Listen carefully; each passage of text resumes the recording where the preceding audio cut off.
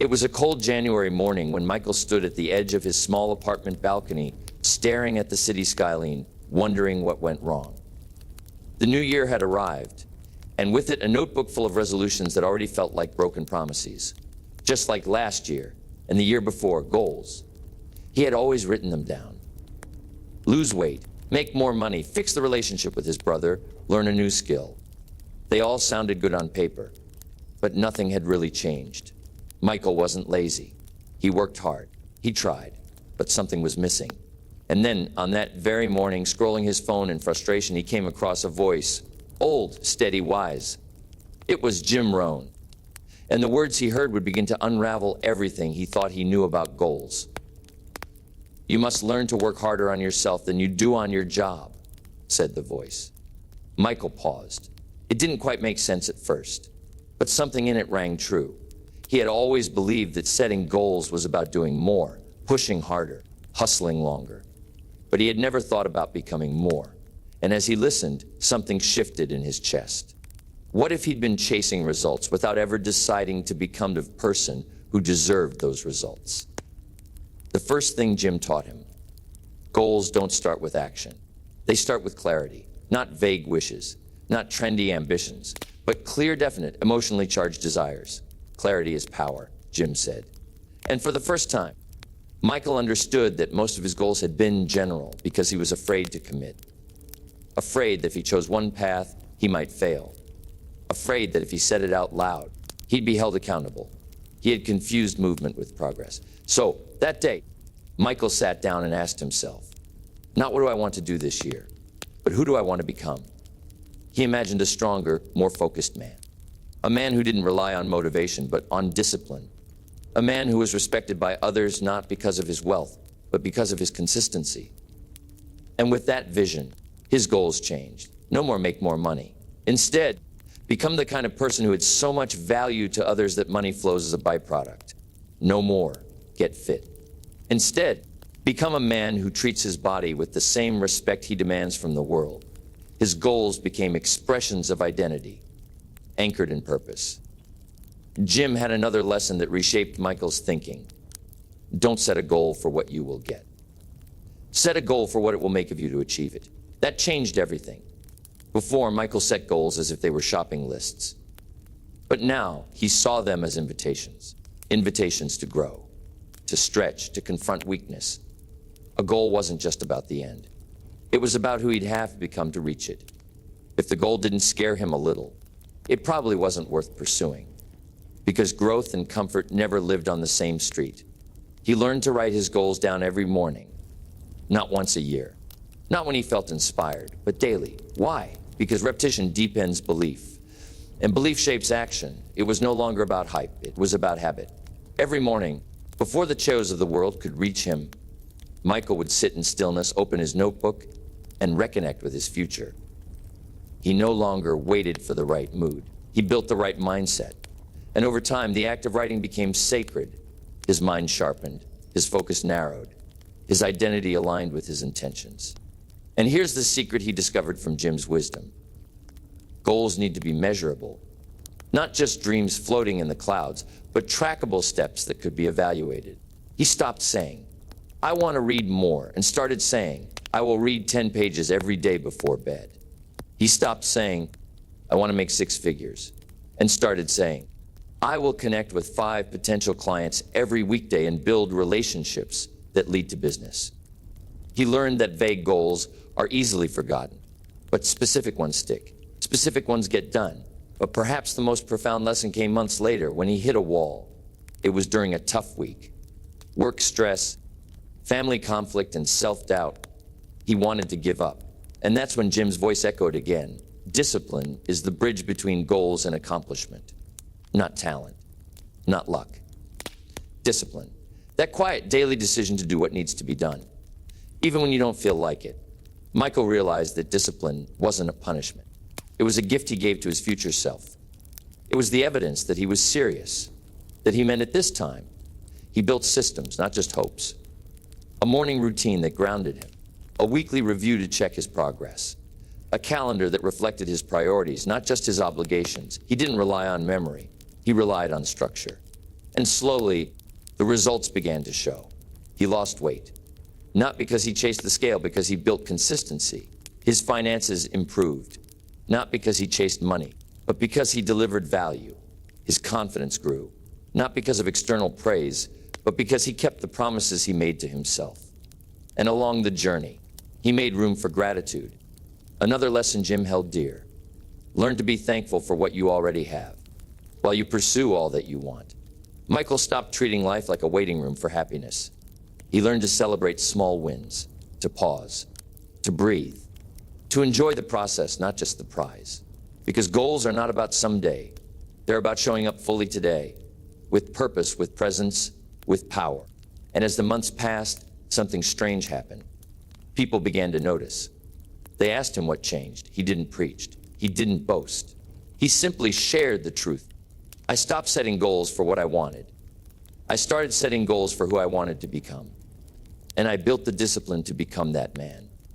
He became a quiet example, a reminder that you don't need to be perfect. You just need to be committed.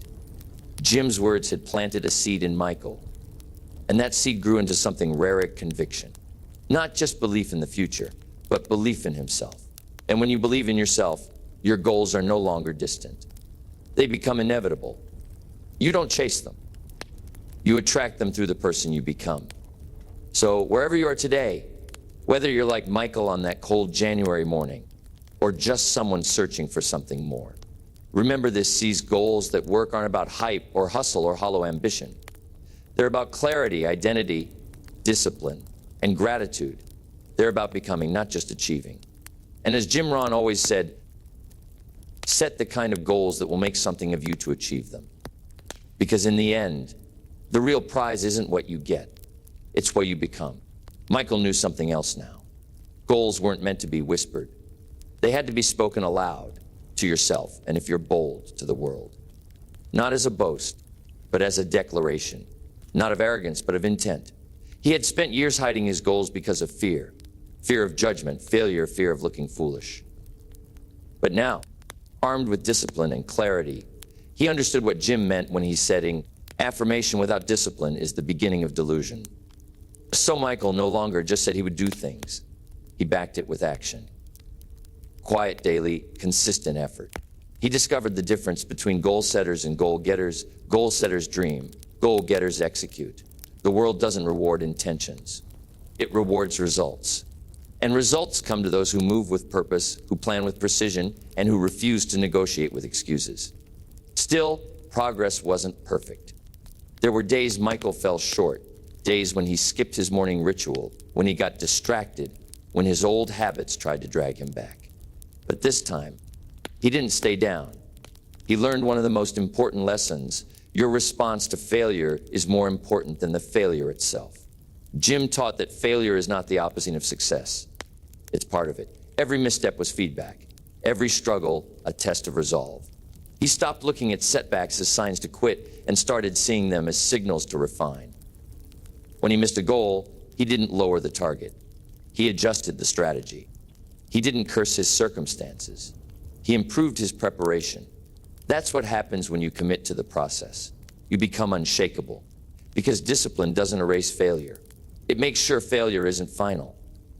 One day, a friend came to Michael and said, "You've changed, but not just on the outside. You walk differently. You speak differently." What happened? Michael smiled, not with pride, but with peace. "I finally understood that success isn't something you chase," he said. "It's something you attract by becoming the kind of person who deserves it." He explained that the old version of himself had treated goals like wishes, things you hoped might happen. But now, he treated them like commitments, like appointments he refused to miss. He shared what he had learning: that goals should live on your calendar, not just in your mind. That goals without deadlines are dreams in disguise. That your environment matters. Because if you want to stay committed, you have to build systems that support success, not sabotage it. Michael started surrounding himself with people who talked about vision, not gossip, who talked about growth, not blame. And just like Jim Rohn said, you are the average of the 5 people you spend the most time with. That one principle led him to upgrade his circle. He stopped spending time with people who didn't take life seriously because he now understood. Your life rises to the level of your standards, and your standards are shaped by your surroundings. As the seasons changed, so did Michael. He no longer needed motivation. He had built momentum. And momentum, true earned built through struggle momentum, was a force of nature. It pulled better opportunities toward him. It increased his confidence. It made people want to work with him, trust him, follow him. That's the beauty of setting real goals and doing the hard work. They not only transform your life, they make you a beacon for others. Then came a moment, a quiet, late one evening. Michael sat alone, reflecting on the journey. He flipped through the pages of the notebook that started it all.